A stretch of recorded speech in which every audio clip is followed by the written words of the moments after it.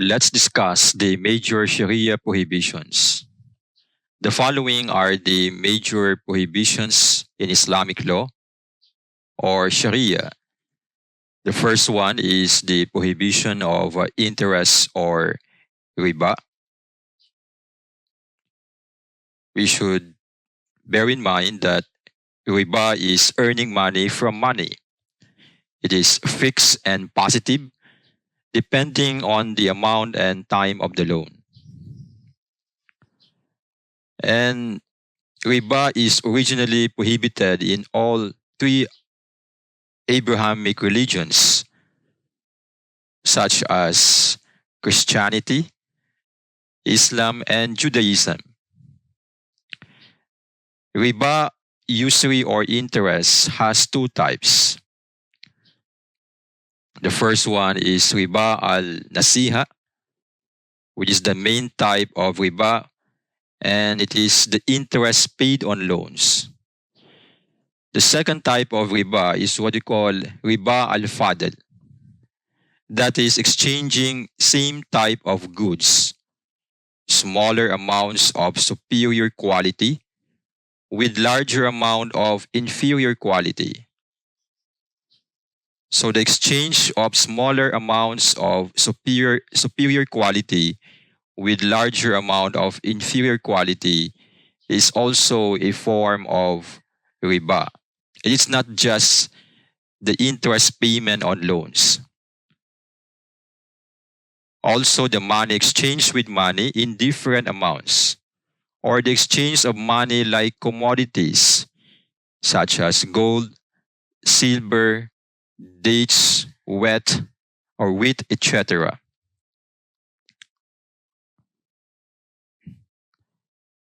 The second major prohibition in Sharia is what we call gharar, or uncertain dealings. And this involves taking excessive risks or unnecessary uncertainty. There are two types of gharar or uncertain dealings. The first one is gharar fahish, or what we call the major gharar. This is the substantial amount and not allowed. It's not permissible in Sharia or Islamic law. And the second type of gharar is what you call the gharar yasir, which is a trivial amount, or this is the minor gharar, and is tolerated insofar as Sharia or Islamic law is concerned. Let's further discuss the prohibition of gharar. Gharar can also generally refer to the following. Number one, the lack of transparency. The Sharia stipulates that transparency must exist in order for contracts to be legitimate. For example, the terms of the contract must be clear to both parties involved in order to be just and fair. Under such measures, individuals are protected from fraud, deceit, and exploitation. This is in relation to what we call the sanctity of contracts.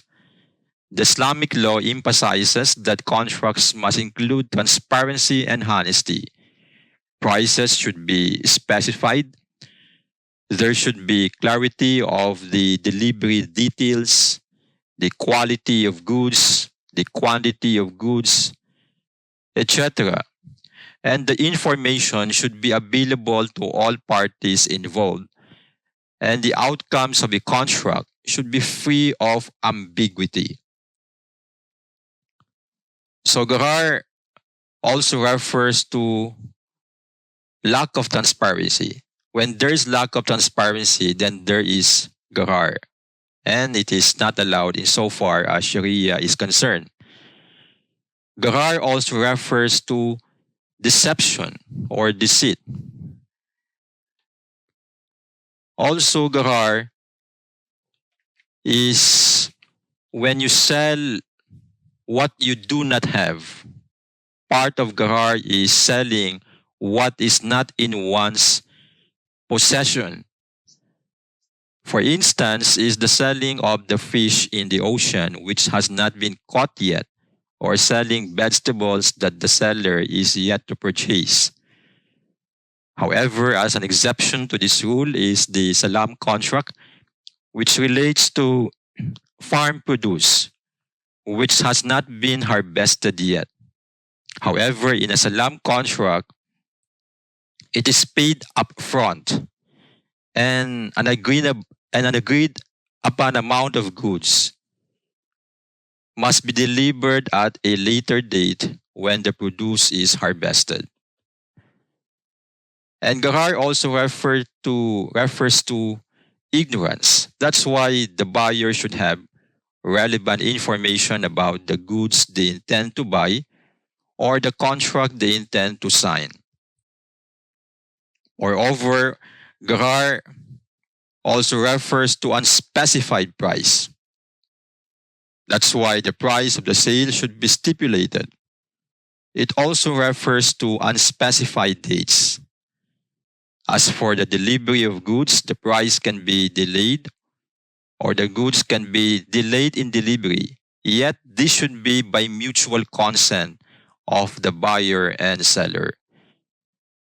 So this type of prohibition is very important in understanding Islamic finance and banking.